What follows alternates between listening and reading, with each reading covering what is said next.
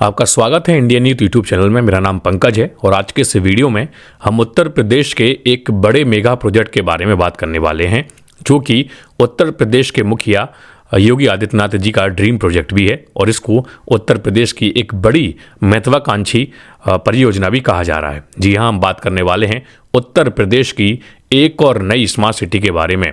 जैसा कि हम सब जानते हैं कि उत्तर प्रदेश में सबसे पहला जो कि हाईली डेवलप्ड शहर है वो नोएडा है, जो कि उत्तर प्रदेश में लगभग 42 वर्ष पहले बनके तैयार हुआ था। नोएडा उत्तर प्रदेश के उन चुनिंदा शहरों में है जो उत्तर प्रदेश की जीडीपी में बड़ा योगदान देते हैं। अब समझिए कि 42 वर्ष बाद उत्तर प्रदेश के मुखिया योगी आदित्यनाथ बुंदेलखंड में एक और ऐसा नया प्रोजेक्ट लेकर आ रहे हैं। आपको बता दें कि इस प्रोजेक्ट की रूपरेखा के अनुसार यह प्रोजेक्ट नोएडा से भी बड़ा होगा और इसका नाम है बीडा यानी कि बुंदेलखंड इंडस्ट्रियल डेवलपमेंट अथॉरिटी।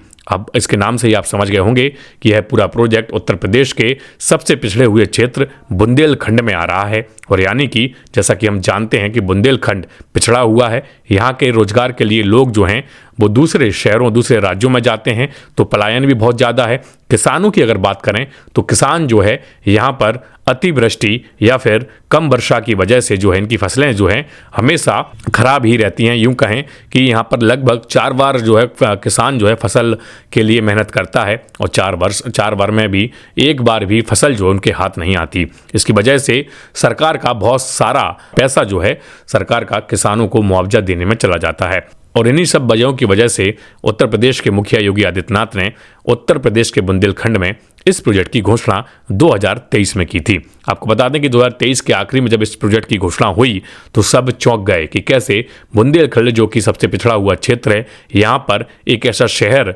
बनेगा और बनेगा भी तो कैसे बनेगा, क्योंकि आज के पहले बुंदेलखंड में इतनी बड़ी कोई घोषणा नहीं हुई थी। आपको बता दें कि बीडा नोएडा से बड़ा बताया जा रहा है और इसका कुल एरिया लगभग 56,000 एकड़ बताया जा रहा है कि 56,000 एकड़ में यह पूरा शहर जो है बस के तैयार होगा। यह भी बता दूं कि यह झांसी के पास में रक्सा के पास में 33 गांव से मिलकर बनकर तैयार हो रहा है। इस पूरे प्रोजेक्ट में काफ़ी सारी और भी परियोजनाएं हैं, जैसे कि लिंक एक्सप्रेसवे, इंटरनेशनल एयरपोर्ट और भी कई सारी चीज़ें जो हैं इस पूरे प्रोजेक्ट को जो है परिपूर्ण करेंगी, इस पूरे प्रोजेक्ट में मददगार साबित होंगी। और इसलिए इस प्रोजेक्ट को उत्तर प्रदेश का सबसे बड़ा और महत्वाकांक्षी प्रोजेक्ट बताया जा रहा है।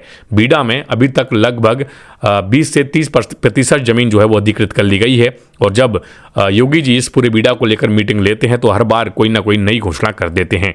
रिसेंटली अगर बात कहूँ तो रिसेंटली एक बड़ी मीटिंग योगी आदित्यनाथ जी ने इस पूरे प्रोजेक्ट को लेकर ली थी और कहा था कि जल्द से जल्द जो है एयरपोर्ट को लेकर परियोजनाओं को धरातल पर उतारा जाए और एयरपोर्ट को लेकर जो भी जमीन अधिकृत करनी है उस पर तेजी लाई जाए और बीडा के जमीन अधिग्रहण में भी तेजी लाई जाए। कुल मिलाकर योगी जी इस पूरे प्रोजेक्ट को लेकर काफ़ी ज़्यादा सीरियस नजर आ रहे हैं। इस पूरे प्रोजेक्ट को जैसा मैंने बताया कि 33 गांव में मिलाकर बनाया जाएगा, तो 33 गांव के किसानों की ज़मीन जो है अधिकृत की जा रही है। उन 33 गांव के किसानों को ज़मीन का 4 गुना मुआवजा इस पूरे प्रोजेक्ट के तहत दिया जा रहा है। कई जगहों पर जो है ज़मीन का अधिग्रहण का काम बहुत तेज़ी से हो चुका है और कई जगहों पर यह काम जो है वो चल रहा है। आपको बता दें कि बीडा के नज़दीक में ही पहले ही डिफेंस कॉरिडोर झांसी में आ चुका है और डिफेंस कॉरिडोर और बीडा इन दोनों प्रोजेक्ट को एक दूसरे का पूरक माना जा रहा है, क्योंकि डिफेंस कॉरिडोर में बड़ी बड़ी जो कि डिफेंस से रिलेटेड इंडस्ट्रीज़ हैं वो आएंगी और बीडा में जो भी अन्य इंडस्ट्रीज़ हैं जैसे कि सेमीकंडक्टर बताया जा रहा है, हैवी इंजीनियरिंग बताया जा रहा है और भी कई सारी इलेक्ट्रॉनिक से रिलेटेड बहुत सारी इंडस्ट्रीज़ को बीडा में बसाने की बात कही जा रही है। कुल मिलाकर बीडा जो है वो एक बड़ा प्रोजेक्ट हो सकता है और शायद इस प्रोजेक्ट की वजह से उत्तर प्रदेश के विकास में 4 चांद भी लग जाएं। कुल मिलाकर इस प्रोजेक्ट की अगर हम बात करें, अगर यह प्रोजेक्ट समय पर पूरा होता है तो वास्तविकता में बीडा की वजह से बुंदेलखंड का पिछड़ापन, बुंदेलखंड का पलायन, बुंदेलखंड के लोगों के लिए रोजगार, काफ़ी सारी चीज़ें जो हैं बुंदेलखंड के लोगों को मिल सकती हैं।